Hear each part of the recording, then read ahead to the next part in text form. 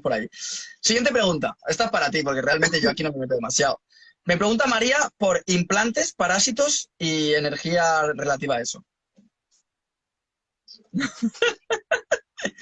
¿Sabes de lo que estoy hablando o no? Sí, no, Sí, tú sí, sí, ¿no? claro, Venga, claro, hay un cuenta montón. cosas.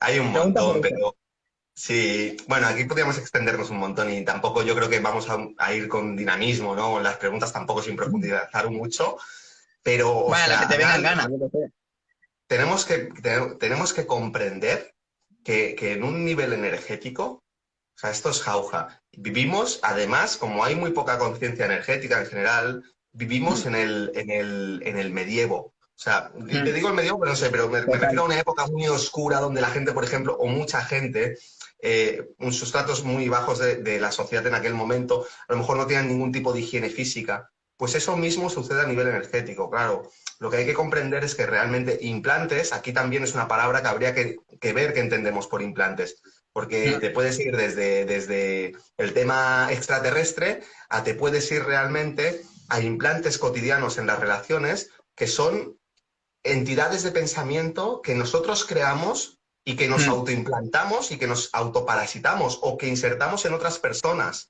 Entonces, claro, un implante al final es una forma de pensamiento, una entidad energética que creamos, que tiene conciencia propia y que, como en muchos casos no existe un control emocional y mental, constantemente se crean este tipo de entidades negativas, que su sustento es la energía negativa, está basada en bajas pasiones y se insertan en cualquier cuerpo energético de una persona que lo alimente y promueven ese tipo de pensamientos y emociones. Entonces, claro, hay un montón de implantes. De los otros, de estos así, vamos a decir, etéricos, extraños como tecnológicos, también.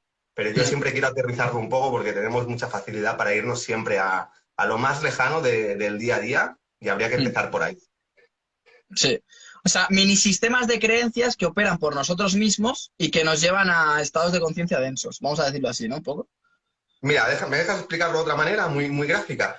Mira, Vale. nosotros, por ejemplo, vamos a explicarlo de una forma positiva. Vamos a decir en cierta forma, realmente técnicamente no sería así, pero un implante positivo. Cuando tú creas un hábito, estás realmente creando una entidad positiva. Fíjate Ujú. que tú hasta que creas el hábito tienes que poner mucha fuerza de voluntad porque necesitas utilizar esa energía volitiva para realizar una acción. Pero cada vez que la realizas, lo que estás haciendo es alimentar una forma de pensamiento, un hábito, y lo estás cargando de energía. Cuando ese hábito está construido, tú ya no tienes que ejercer tu propia fuerza de voluntad, que es una energía finita, sino que esa entidad actúa a través tuyo y como está cargada, a ti no te cuesta esfuerzo. Y eso lo decimos cotidianamente, integrar un nuevo hábito. Pero en realidad, desde un punto de vista energético, tú estás creando una entidad que vive en ti y que trabaja por ti. Eso es crear un hábito. Pues ahora imagínate cualquier hábito negativo, desde hábitos que se traducen en acciones, pero hábitos también de pensamientos, de emociones, etcétera, etcétera. O sea, básicamente es eso. Totalmente, tío. Vamos a ver, ahora voy con preguntas del momento actual, ¿vale? Vamos a ir Sí. por ahí, a ver si aparecen, porque aquí, vale, aquí están. Venga, una aquí, otra de energía no, paso a otra. A ver, que es que todo el mundo pregunta por energías ahora, ¿eh? Un momento, Ya, que tío. quiero que haya un poco de todo. De A todo, ver, actualidad, actualidad. buah, buah, buah. Ahora porque me va cuando autosanación, cuerpo energético, peña, preguntar de Sí, todo, vamos. ¿vale? Así vamos cambiando, que si no es muy loco. Vale, te hago una pregunta muy distinta, ¿vale? Que la tengo aquí apuntada. Pregunta Chris. ¿Por qué en México, que no piden el pinchazo obligatorio ni nada? O sea, México ya sabes que es a nivel pandemia uno de los países como más libre, o sea, que no te piden nada para ir, ¿vale? ¿Por qué hay gente que exige y pide el pinchazo obligatorio? O sea, ¿qué les mueve? Esa sería la pregunta. Wow. Mira, la voy a contestar cortita porque te quiero escuchar a ti, de hablar de esto Vale. bastante, ¿vale? Que la otra he contestado yo, he estado hablando más. Mira, yo creo al final que en el fondo cualquier situación que sucede, y sobre todo situaciones que están muy polarizadas y que tienen mucha carga psíquica, como todo el tema relacionado con el pinchazo, al final la gente se conecta a aquello que resuena consigo mismo. ¿Mm? Ujú, Al final, una persona se mueve por ambientes con personas y busca un tipo de energía, un tipo de experiencia, un tipo de emociones que ujú, conecten con lo que es él.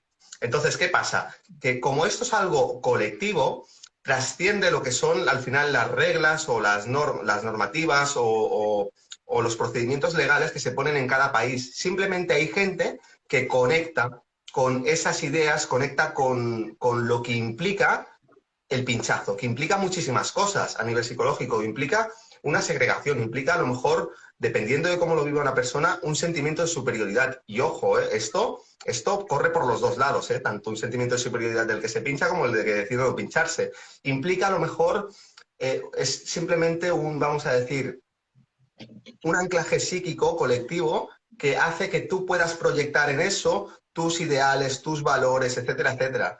Entonces, yo creo que tiene que ver mucho con eso. Y hay gente que se identifica con el pinchazo, igual que hay gente que se identifica con un músico o que se identifica con un influencer o se identifica con, vamos a decir, cualquier tribu urbana. Entonces, yo creo que va por ahí. Molt bé, molt bé. A ver, yo esto lo explicaría de la siguiente manera, ¿vale? Para contrastar un poco. Por un lado, en México existen los pinchazos, sí. Por lo tanto, el que se quiere pinchar se puede pinchar. O sea, aquí estamos hablando de que quieren que se pinchen los demás. Es decir, no es que yo me pinche, que me puedo pinchar, sino que quieren que se pinchen todos. Sí. Claro, si nos preguntamos por qué pasa eso, yo me iría, estoy haciendo un taller esta semana del apego, tío, que estoy tocando temas muy relacionados. Y me voy a aferrar un poco a eso porque me parece que es clave. Lo que diría es que nos han hecho adictos al confort, ¿vale? Y traduzco confort por zona de seguridad y alivio instintivo. O sea, yo me siento en confort cuando acabo de aliviar mis instintos, ¿vale? Entonces, vamos con el bozal, con la mascarilla. ¿Qué pasa con la gente? La gente se está apegando, mucha gente, la que se apega a este pinchazo obligatorio, la que quiere el pinchazo obligatorio, probablemente también se haya pegado a la mascarilla, ¿vale? Entonces, ¿qué significa eso? Que siente alivio al ponerse la mascarilla. ¿Por qué? Porque se siente fuera de peligro. Entonces, claro, hay gente que ya no puede salir sin bozal, y esto lo vemos, porque ahora mismo si vas sin bozal no te dicen nada. Lo vemos porque se sienten aliviados. O sea, ya no es un tema de bicho o de nada. Simplemente, si se la han dejado en casa, la van a volver a buscar. ¿Por qué? Porque se sienten aliviados, protegidos, seguros, zona de confort, ¿vale? Entonces, ¿qué pasa? Que el sistema se ha dedicado a sobrealiviarnos. Es decir, tenemos alivio de todo tipo en cualquier lado, en cualquier momento. Es decir, desde el porno, pasando por el consumo masivo tanto de ropa como de cosas que no necesitamos, a personas, redes sociales, todo el rato podemos encontrar alivio en cualquier lado y en cualquier registro. Farmacológicos, exactamente. Entonces, ¿qué sucede? Que ya hay una tendencia de apego a aquellas cosas que nos hacen sentir seguros y que nos alivian. Entonces, ¿qué pasa? Que esta gente sufre al saber que el resto de la población no está pinchada porque dice, uy, a ver si me voy a contagiar yo, porque son los que tienen más miedo. Entonces, ¿qué pasa? Que lo que buscan es el alivio de sentir que el resto sí que se han pinchado. Y por eso fuerzan y apretan para que tú hagas eso. Entonces, claro, esto es súper dictatorial y súper impositivo porque en el fondo, ¿quién son estos para decirte a ti lo que tienes que hacer? Pero claro, es la sociedad que tenemos. Sí. Claro, porque está fundamentado en el miedo y porque está además distorsionado, no se corresponde con la realidad. O sea, cualquier persona que pida eso, que se está planteando aquí, obligar a otra persona a pincharse, o sea, es que tiene tan distorsionada la percepción de la realidad. Es una persona que al final no está viendo las cosas como tal y como son, no está pensando con claridad. O sea, al final vemos que vivimos en una sociedad de enajenados mentales. Y eso es así. Entonces, ¿qué pasa? Que una situación límite, una situación más estresante de lo normal, hace que simplemente aflore y salga a la superficie pues lo que cada uno tiene dentro, tanto lo mejor como lo peor, al final. Hace que uno se posicione también en un sentido positivo y que se vuelva más aguerrido y que refuerce sus valores, sus ideales, o el que está viviendo en el miedo, pues hace que simplemente empiecen a aparecer comportamientos que no son racionales, que están fundamentados en el miedo y por lo tanto están distorsionados. Ahí está. Y fijémonos también en el peligro, porque, por ejemplo, hay gente que a lo mejor para sentirse aliviada, tranquila, necesita fumar o necesita alguna droga, ¿vale? Lo que pasa es que esas drogas, si lo analizas, no perjudican a nadie. A priori, que alguien fume no perjudica a nadie. O sea, si no se acerca mucho, no está fumando todo el día en casa con gente. Pero claro, ¿qué pasa cuando la sociedad lo que busca es aliviarse a través de los demás? O sea, si lo analizamos así, estamos ante una sociedad peligrosísima porque está buscando apretar a los demás para formar parte de lo que ellos piensan. Y eso es cuando tú decías lo de la mente enajenada, es tal cual. O sea, vivimos en esa sociedad en la que ya directamente te exigen. Una cosa que escribí el otro día era el tema de solidario, ¿no? Se utiliza, esto nos reímos muchísimo en la cachondería, el término solidario. Cuando tú has sido solidario, has exigido que el otro lo sea. Es decir, si tú eres solidario en cualquier ámbito de la realidad, lo eres tú. Y te sientes a gusto, en todo caso, contigo mismo por serlo. Y agradecido, entregado al otro. Pero nunca jamás tú, a lo mejor, donas 10 euros a no sé qué y te vas a otra persona y dices, oye, tú también tendrías que ser solidario y donarle 10 euros. Es que no veas, eres muy mala persona porque tú no lo haces. O sea, nunca sería nunca iría de la mano con la solidaridad. Entonces, Claro. claro, ahí es donde sobre todo podemos ver lo enferma mentalmente que está la población, que están pero de psiquiátrico y lo que has dicho, porque existen los psiquiatras, existen las pastillas y todo se retroalimenta y va por ahí. Si no, Claro. veríamos claramente lo loca que está la gente, pero a todos los niveles. 100%, 100% de acuerdo. Ujú. A ver, pues ahora sí que podemos volver a lo energético y podemos volver a otra cosa después de tocar este tema. Oye, Vale, una esto ya pregunta, está. Marc, antes de que la leas, una pregunta. ¿Yo también puedo ver las preguntas o solo tú porque porque has creado el directo? Creo que solo yo, tío. Creo que solo yo. Ah, vale. Vale, vale, ok. Porque tú no tienes nada abajo que te salgan iconitos de en plan, te ha llegado algo, ¿no? No te llega, ¿no? No, tengo como no. Tengo como un Bueno, interrogante así en un de esto de hablar y ya está. bueno, ahora yo paso al otro campo o a otros campos y así voy jugando, ¿vale? Y la gente que Vale, siga sí, sí, preguntando, perfecto, adelante. Sí, sí, con ¿vale? ello, perfecto. Me pregunta o nos pregunta Laura, ¿qué tienen que hacer las personas PAS, personas altamente sensibles, para quien no lo sepa, para sobrellevar tantas emociones que supuestamente supongo que se refiere a lo que estamos viendo a día de hoy? ¿Qué debería hacer alguien PAS? ¿Tú qué dirías? Hmm. Bueno, lo primero, o sea, profundizar en cómo interpretas tú ser paz. Eso es lo primero, porque me encuentro las dos cosas, ¿eh? Me encuentro gente que está como súper orgullosa de ser paz, aunque lo disfracen, ¿no? De otra cosa y tal, pero en realidad que ves que hay ahí como mucho ego. Y también lo contrario, ¿no? Gente que sufre profundamente, ¿no? Y que ve eso como una desgracia. Entonces, en ambos casos, la interpretación no es correcta. Al final, todos nosotros somos seres sensibles. Una persona paz, que es una forma de poner una etiqueta a algo que es natural, no es más que una persona que tiene esa sensibilidad un poco más desarrollada que otros individuos comparativamente. Al final, todos cuando hablamos, por ejemplo, de crecer personal y espiritualmente, sobre todo espiritualmente, se trata de volverte más sensible, más receptivo a cualquier tipo de estímulo que puedas recibir interna o externamente. Es decir, hacerte más consciente. Por lo tanto, es algo que es deseable y es algo hacia lo cual todos deberíamos dirigirnos. El problema muchas veces es que las personas altamente sensibles no tienen un entrenamiento, no tienen unos recursos y unas herramientas para poder gestionar correctamente esas aptitudes que tienen. Ese es el problema. Entonces, primero reconocer lo que es como lo que es y luego entender que tú tienes que, especialmente porque eres una persona altamente sensible, eso te va a poner en un contexto en el que para ti sea especialmente importante aprender a controlar esa habilidad. Y eso implica varias cosas. Lo primero, entender que el medio ambiente, hay medios ambientes, personas, ambientes, etcétera, etcétera, que son tóxicos y que tú no tienes que forzarte porque socialmente o en tu contexto a lo mejor de amigos o de familia se promueva ese tipo de comportamiento, ese tipo de lugares. Tú tienes que ser cuidadoso y entender, comprenderte a ti mismo y respetar tus límites y lo que para ti es saludable. Eso primer punto. Segundo punto, comprender que tú tienes que aprender a gestionar tus emociones. Y para gestionar tus emociones muchas veces hay personas altamente sensibles que debido a que no lo han gestionado durante mucho tiempo han acumulado muchísima energía psíquica, muchas emociones que no están procesadas. Lo primero es limpiar todo eso, porque eso está haciendo que realmente tu sistema energético y tu sistema nervioso colapse, esté colapsado, esté prácticamente hipersensibilizado porque tiene demasiadas, vamos a decir, carpetas o archivos abiertos. Entonces tienes que aprender a limpiar todo eso, a hacer limpieza energética. Y luego encontrar los mecanismos para protegerte, para fortalecerte energéticamente, para que, vamos a decir, fortalecerte al fin y al cabo ante ciertos ambientes y personas, porque es inevitable. Vivimos en un mundo social donde nos tenemos que relacionar con situaciones de todo tipo. Entonces, aprender a fortalecerte y sobre todo una persona altamente sensible que, por ejemplo, puede percibir las emociones o los pensamientos de otra persona, tiene que aprender a diferenciar entre lo suyo lo que es propio y lo que es de la otra persona o es de un espacio. Muchas personas llegan a una situación límite de prácticamente locura porque no saben diferenciar lo que están sintiendo ellos y los demás. Entonces se apropian de todo. Entonces, bueno, pues ahí hay que entender la naturaleza de esa facultad o de esa aptitud y poner orden en todos esos aspectos. Y eso es algo que se tiene que ir trabajando poco a poco. Totalmente.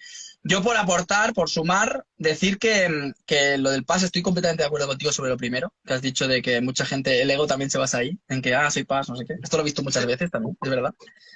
Y luego decir que en realidad, si lo pensamos, es una ventaja ser sensible, como has dicho tú, es una ventaja ser sensible, porque si tú no eres sensible, Claro, crear sensibilidad es mucho más complicado que gestionar la sensibilidad. Porque claro, si yo no soy sensible, no me doy cuenta de las cosas, ¿cómo puedo aprender a darme cuenta? Es complicado. Si nos Claro. podemos enseñarle a alguien es jodido, porque no tiene la herramienta todavía creada. No tiene esa parte mental que le va a servir como receptor de esas frecuencias o de esas zonas, sensibilidades, etcétera. Sin embargo, Ujú. si tú eres hipersensible o muy sensible, digamos que ya lo tienes. Tú ya la herramienta la tienes. Entonces tienes que aprender a gestionar la herramienta, como tú has dicho. Entonces yo aquí, exactamente como tú dices, orden, disciplina, mantras, valores, todo esto hay que regirla. No hay que encontrar la forma para regir esa sensibilidad, para poner orden, que no colapses, como tú has dicho también, y ser fuerte. O sea, tienes que buscar tu rigidez, tu fortaleza, que es precisamente lo que te falta. Al final es lo Claro. masculino y lo femenino. El exceso de femenino, de esa sensibilidad, si no se equilibra con la masculinidad, te pierdes. Y la masculinidad sin feminidad también, ¿no? Esto lo vemos. Entonces, para mí iría 100%. muy ligado también, ¿no? Mm. Muy de acuerdo con todo lo que complementas, sí, sí. Ah, yo ya sé que tú y yo nos entendemos bien, seguro. O sea que al final vamos añadiendo cosas ahí. Oye, tengo una duda. El otro día estaba pensando y tengo una duda. ¿Tú eres del 86 o del 84? Hola, del 89. Ah, ¿se puede decir o no? Del Sí, 84. Ah, vale. Porque sabía que habíamos prácticamente que éramos los dos Géminis y que tal, pero sí. no me acordaba si éramos de la misma quinta o no. Claro, tú tienes dos más, ¿no? Del 87 eres tú. No, yo soy del 86. 86 y yo 89, o sea, tres más que yo. Tú Sí, sí. 3 de junio y yo 4, ¿no? Ah, vale, vale. No, hombre, no. Yo 3 de junio y tú el 4 de junio, ¿no? Exactamente. Ah, vale, pero tú del 84. No, yo del 89, tío, 89. Ah, del 89, vale, vale, vale, vale, ok, ok, que soy más mayor, entonces. Yo del 86, vale, ok. Bueno, a Robert no le hemos dicho nada. Si está Robert por ahí, que se pase, que nos dé un poquito esa carta astral o Claro. algo, ya que estamos. Pues no le quería Sí, decir nada porque siempre está muy ocupado y ya lo vemos el viernes. Entonces, si está sí. por ahí y le apetece, que se pase. Lo digo aquí y si está, está y si no, no. Así es más divertido, ¿vale? Seguramente no está, pero bueno, yo lo digo. ¿Vale? Bueno, vamos con más preguntas. Voy a ver por aquí, a ver si alguien ha metido algo nuevo. A ver. Vale, vale, vale. Esta me mola. Isabel nos pregunta. Esta, la voy a poner. Vale. ¿Una enfermedad, la lees? ¿La lees? Sí. Vale. ¿Una Ujú. enfermedad catalogada como mental tiene origen en el ADN o sucede a lo largo de la vida? Va, empiezas tú. Siempre empiezas tú, ¿eh? ¿Empiezo yo? Sí, las dos cosas puede ser. Normalmente cuando planteamos de base muchas preguntas, siempre nos damos cuenta que en la forma de plantearlas siempre hay como blanco o negro, siempre está como polarizado y en realidad la respuesta, lo que pasa que es verdad, hay que medir un poco la respuesta porque si no estaría siempre matizando, pero es que Claro. está normalmente, hay una generalización, nunca va a ser muy precisa. Por lo tanto, de forma general podríamos decir muchas cosas sobre esto, pero habría que ver cada caso en particular para realmente afinar mucho más. Dicho eso, pues las dos cosas se pueden dar. Puede ser una cuestión, y sobre todo cuando hablamos de ADN, esto sí que me gustaría profundizar, no solamente es el ADN, o sea, en realidad el ADN podríamos decir que es como el karma físico, pero existe ese ADN, entre comillas, también en un nivel emocional, en un nivel mental o en un nivel causal, así más álmico, de cosas que van a suceder en tu vida. Entonces ese ADN físico, sobre todo, yo lo ampliaría, porque es una concepción bastante limitada. Entonces tú puedes tener ese, vamos a decir, esas condiciones karmáticas o ese ADN o esas semillas energéticas, por plantearlo desde diferentes aspectos o ámbitos, que se pueden activar en un contexto determinado. Pueden ser que algunas se activen porque se tienen que activar y están programados de tal manera, o otras haya que nutrirlas, pero puede ser que a lo mejor tú nazcas en un ambiente kármico que nutra eso ya, desde, por ejemplo, tu padre o tu madre, o el país donde vives, el contexto social en el que vives. Y hay que entender que los primeros años de vida realmente son los más karmáticos, porque es donde tú todavía no te vales por ti mismo. Para un alma encarnar implica, sí, o sea, implica entrar, vamos a decir, en un karma que hasta que tú no vas madurando y te vas apropiando de tus vehículos y de tu propio ser aquí encarnado, no puedes empezar a trascender ese karma de manera más consciente. Entonces, bueno, esto para explicar lo que se pueden dar muchísimos factores. Dicho esto, y ya para acabar, obviamente que hay factores externos que pueden producir también esa enfermedad mental. A lo largo de la vida, en los hábitos que tú vayas desarrollando, pueden incidir muchísimo. Por ejemplo, las drogas es algo que afecta muchísimo.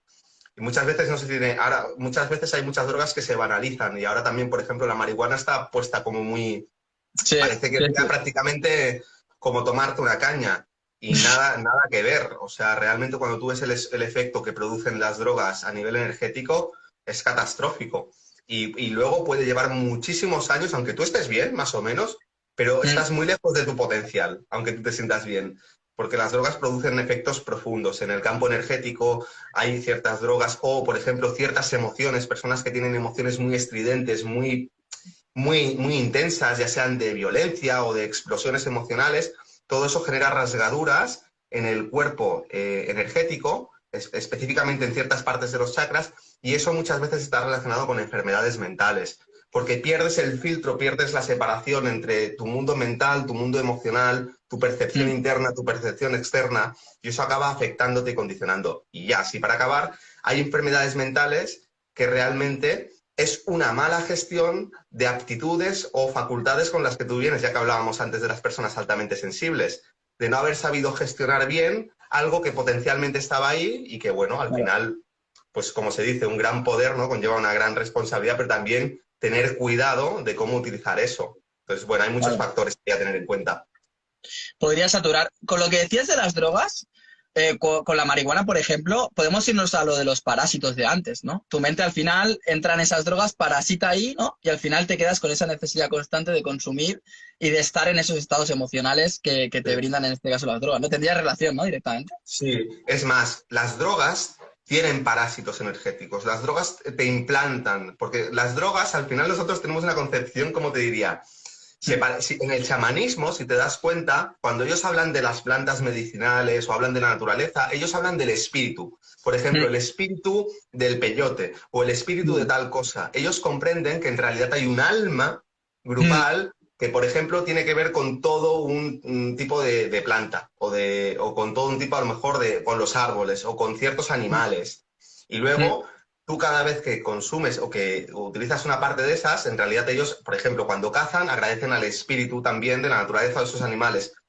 Porque en realidad, y esto voy a lo de las drogas también tienen como un espíritu Mm, negativo. Bueno, mm, negativo, positivo, relativo, pero vamos a decir mm. que algunas drogas tienen un egregor, es otra forma de Mm. decirlo, que está en cada una de esas sustancias y que forma parte de lo mismo. Y cuando tú lo consumes, en realidad te conectas con ese egregor superior. Y eso te Mm. parasita. Y eso te genera a ti mismo una adicción, te genera un patrón energético que distorsiona tu propio campo energético. Es decir, no solamente es el efecto que produce en ti la parte física o la parte psicológica a la que hacía referencia, sino realmente la parte energética que entra en ti a través de consumir ese tipo de sustancia. Totalmente. Igualmente hay que distinguir entre lo que es la adicción, el vicio, el bucle, el ciclo repetitivo, ese parásito, y el uso de las drogas en un momento dado, como las que has dicho, para en una situación en la que la mente está saturada o la mente no encuentra salida, poder encontrarla. O sea, a lo mejor no es lo más recomendable, pero ver otras frecuencias, otros campos, otros estados de conciencia puede ser útil para salir de un bloqueo mental también, ¿no? Por Yo ejemplo. creo que es recomendable para algunas personas. El punto es desde dónde lo haces y desde dónde nace. Ya Claro, está. O sea, no convertirlo en esa adicción constante que decíamos, ¿no? Por ejemplo. el ¿No? propósito y la intención que hay detrás, ¿no? Y Claro, la claridad. Muchas veces se utilizan para fines recreativos y a lo mejor se disfrazan y uno se exacto. monta la película de que no, de que lo hace para tal, pero en realidad es un autoengaño. Lo haces Sí, para evadirte de tu realidad o lo haces como algo recreativo o lo haces para tapar carencias, etcétera, etcétera. En todos los casos no es así. O sea, pueden hacer desde un lugar sano y realmente tener una experiencia que te transforme conciencialmente. Incluso totalmente. repetirla a lo mejor algunas veces, pero bueno, ahí hay que ver el equilibrio en el que cada uno se está moviendo y desde dónde se mueve.